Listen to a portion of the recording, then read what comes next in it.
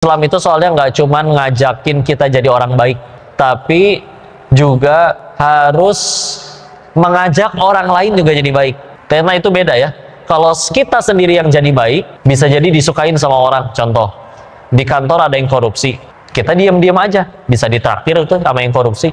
Tapi Islam kan nggak cuma nyuruh kita jadi baik, tapi tadi ngajakin orang jadi baik. Jadi setiap kali ada yang ketemu yang korupsi misalkan, bro, nggak boleh, itu zolim namanya. Siapa kamu ngatur-ngatur saya? Tuh, galakan dia kan, bisa dimusuhin kita. Tapi ya gitu Islam deh.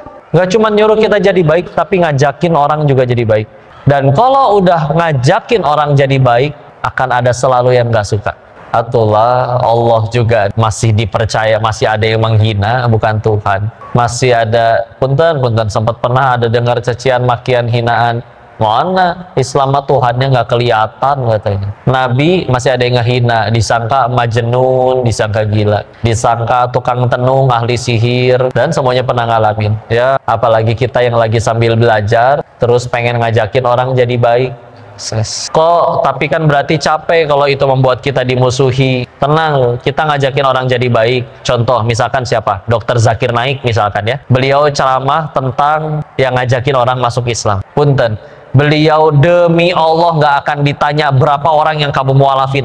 Nggak akan ditanya gitu sama Allah. Tapi ditanyanya apa niatannya, dan Allah lihat bagaimana ikhtiarnya. Selagi niatnya lillahi ta'ala dan ikhtiarnya maksimal, setiap lelahnya jadi penggugur dosa atau peninggi derajat, dan tetap dinilai jadi kebaikan oleh Allah. Daripada misalkan 1 juta orang dimualafkan oleh beliau, tapi misalkan beliaunya malah jadi ngerasa sombong, ini memang hidayah dariku. Oh, itu nggak ada nilainya di sisi Allah. Punten ya, ini kajian kayak gini. Kapan kajian ini sukses? Bukan ketika rame, bukan ketika banyak yang foto misalkan, tapi sederhana, ketika ini yang ngomong niatnya karena apa. Kalau niatnya ternyata hanya untuk ya dianggap sesuatu yang berkaitan dengan pujian makhluk, oh bisa jadi nggak ada nilainya.